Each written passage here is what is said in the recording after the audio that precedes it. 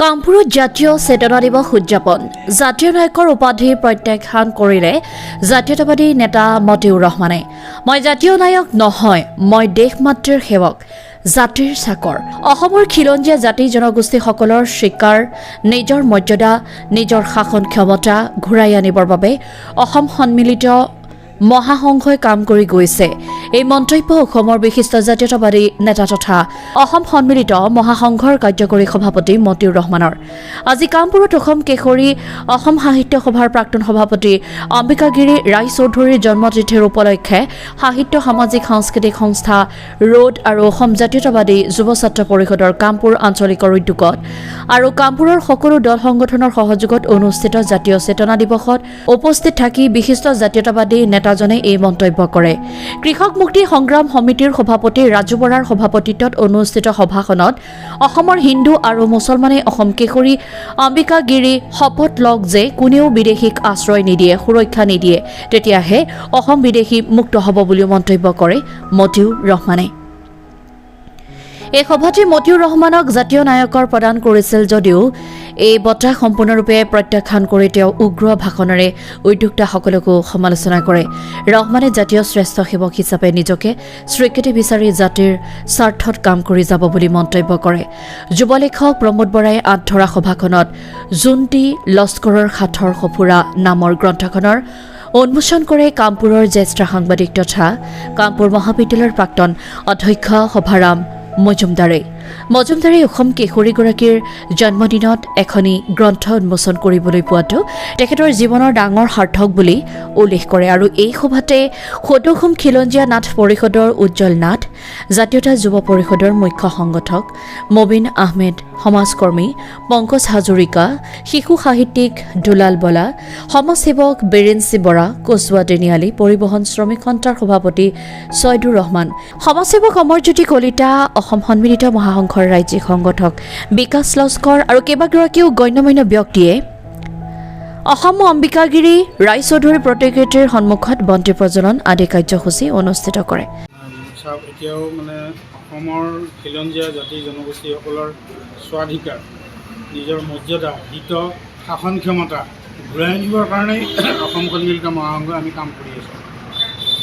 গতিকে কাম এতিয়াও চলি আছে আইনী যুগ আৰু গণতান্ত্ৰিক এই দুটা পদ্ধতিত আমি কৰিছোঁ আমি যিহেতু চেণ্ট্ৰেল গভৰ্ণমেণ্ট আমি যিহেতু অসমখন ভাৰতৰ অন্তৰ্ভুক্ত হৈ আছোঁ আজিৰ তাৰিখলৈকে কালি কি হয় মই নাজানো সেইকাৰণেই আমি সুপ্ৰিম কোৰ্ট ঘেৰাও কৰোঁ আৰু যন্তৰ মন্তৰত ভাৰত চৰকাৰৰ বিৰুদ্ধে আমি কাৰ্যসূচী লৈছোঁ গতিকে আমি গণতান্ত্ৰিক কাৰ্যসূচী আমি ষ্ট্ৰেইট ৱে শত্ৰুৰ বিৰুদ্ধে বা আমাৰ বিৰুদ্ধে যি চৰকাৰে কাম কৰি আছে তাৰ বিৰুদ্ধে তেওঁলোকৰ যি গোলাম দিছপুৰ এইটোত আমি গোলামক আমি কোনো গুৰুত্ব নিদিওঁ আৰু সেইকাৰণে গোলামৰ বিৰুদ্ধে আমাৰ একো ক'ব লগা নাই আমি যি কৰিম তাৰ মালিক ভাৰত চৰকাৰৰ বিৰুদ্ধে আমাৰ কাৰ্যসূচী আৰু সেইটো আমাৰ অব্যাহত আছে আৰু লগতে আইনী যুঁজৰ এটা পাৰ্টত যিহেতু আমাৰ খিলঞ্জীয়া জাতি জনগোষ্ঠীসকলক আমি যেনেকৈ আহ্বান জনাইছিলোঁ এই যি ধৰণে কৰিব লাগিছিল কাম raise the voice of the people আৰু সেইটো নকৰাৰ কাৰণেই আকৌ এই চন্দ্ৰচূড়ৰ জৰিয়তে 17 অক্টোবৰত এটা ৰাজনৈতিক সিদ্ধান্ত বলপূৰ্বক জাপি দিছে আমি এই সিদ্ধান্ত নামানো 71 চনটো কেতিয়াও হ'ব নোৱাৰে ভিত্তিবছৰ কাৰণ এইটো বাংলাদেশ নামৰ এখন বিদেশী ৰাষ্ট্ৰৰ স্বাধীনতা ঘোষণাৰ তাৰিখ ভাৰতৰ সংবিধান মতে 1951 সমগ্ৰ দেশতে প্ৰযোজ্য তেতিয়াহ'লে প্ৰথমে সুপ্ৰিম কোৰ্টে কওক ইউ ডি চন্দ্ৰচূড় তেওঁ এতিয়াও জীৱিত আছে তেওঁ যদিও এক্স চিফ জাষ্টিছ মই তেওঁক কৈছোঁ যে he should declare that Assam is a colony of India then he can say like date যে 1971 বা 65 বা যিকোনো এটা তাৰিখ জাপি দিয়ক স্পষ্ট হৈ যাওক যে অসমখন এখন ভাৰতৰ উপনিৱেশ তেতিয়া উপনিৱেশৰ জনগণে কি সিদ্ধান্ত লয় সেইটো পৰৱৰ্তী পৰ্যায়ত দেখা যাব আৰু আমিও সেইকাৰণে 14জনীয়া বেঞ্চত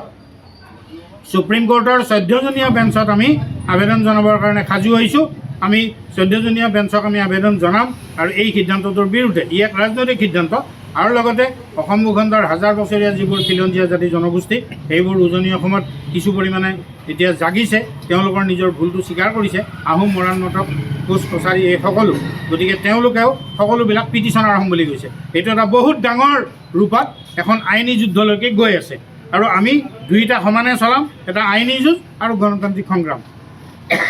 যদি কিবা আপোনালোকৰ আবেদন যদি নাকচ কৰে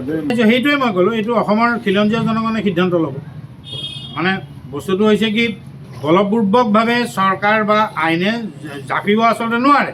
এইটোতো মাটি বাৰীৰ কাজিয়া নহয়, মানুহৰ কাজিয়া নহয়। দেশৰ সংবিধানে কি কৈছে? আমি দেশৰ সংবিধান মতেহে বিচাৰিছোঁ। আমি সংবিধানৰ বাহিৰত নাই যোৱা, ধৈৰ্য ধৰি আছোঁ। কিন্তু বলপূৰ্বকভাৱে গৈ যদি আমাক উপনিৱেশৰ দৰে আচৰণ কৰে, তেতিয়া গোটেই জনগণে মিলি পেলাই সিদ্ধান্ত ল'ব লাগিব যে আমি কি কৰিম, পৰৱৰ্তী পৰ্যায় কি হ'ব। গতিকে সেইকাৰণে এইটো গোটেই বিষয়টো মানে আমাৰ মাছ পিপুল জনগণৰ ওপৰতেই নিৰ্ভৰ কৰিছে। যিহেতু সংগ্ৰাম চলি থাকিব, আজি এই নাই, আচলতে মইতো কৈছোঁ মই সংগ্ৰামৰ ফিল্ডত আছোঁ।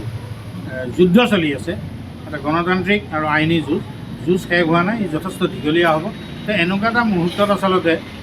মোক ৰাইজেই পাতিছে, মই নিজে মানে গৈতো আৰু সেনাপতি হোৱা নাই। মোক সেনাপতি অসমৰ ৰাইজে পাতিছে, অসমৰ খিলঞ্জীয়াসকলে পাতিছে। প্ৰধানত 105টা অৰ্গেনাইজেশ্যন আছে আমাৰ ইণ্ডিজিনিয়াছ। গতিকে তেওঁলোকে সন্মানজনকভাৱে মোক এই দায়িত্ব এটা দিছে, মই দায়িত্বটো পালন কৰি আছোঁ। যুদ্ধটো যিহেতু শেষ হোৱা নাই, গতিকে এই মুহূৰ্তত এই সম্বৰ্ণা এইবিলাক লোৱাৰ মই পক্ষপাতি নহয়, মই দুৰ্ঘৰ বিৰোধী। কিন্তু মই এচাম ডেকা যুৱক যুৱতীক লগ পাম বুলি ইয়ালৈ আহিছিলোঁ, এইটোৱে মোৰ উদ্দেশ্য। আৰু মানে মই মাতৃভূমিৰ সেৱক, গতিকে মাতৃভূমিৰ সেৱক বুলি কোনোবাই ক'লে মোৰ তেতিয়া মানে মনটো ভাল লাগিব। গতিকে মই মাতৃভূমিৰ সেৱক, মই আইৰ সেৱক, মই দেশৰ সেৱক, মই জনগণৰ সেৱক, এইটোৱে মোৰ পৰিচয়। কোচৰ পৰা মাইনুদ্দিন হকৰ ৰিপৰ্ট, এনি নিউজ লাইভ 24/7।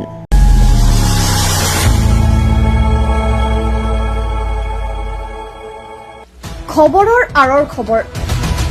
ব্ৰেকিঙৰ হুলস্থুলৰ মাজত ৰৈ যোৱা সমাজৰ নেতিবাচক বহু খবৰ, ৰাজনীতিৰ পৰা সমাজনীতিলৈ, খেল জগতৰ পৰা কৃষি খণ্ডলৈ, ছবি জগতৰ পৰা সাহিত্য চৰ্চালৈ, বৰাক ব্ৰহ্মপুত্ৰৰ লগতে উত্তৰ পূবৰ সাতভনীক সামৰি অসমৰ সংবাদ জগতত নতুন সংযোজন, Assam north east news live 24/7।